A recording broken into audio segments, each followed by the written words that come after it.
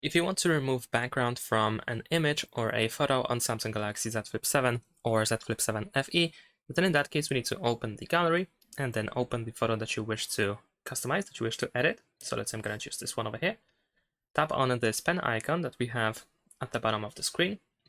And now we should be able to go to this icon where we have 4 circles. And then we have Lasso. So select the Lasso. Now we can tap or draw around anything you want to keep in the picture. So I'm gonna draw around this toy car over here. There we go. Then let's press next. And there it is. We can also add an outline. We can move left and right over here in order to create the outline, and we can even change the color. But let's say I'm just gonna remove the background without the outline. I don't want to have the outline. So now we can press done. And then we can either save over here in the top right corner, or we can tap on these 3 dots in the top right corner and choose to save copy so that we keep the original photo.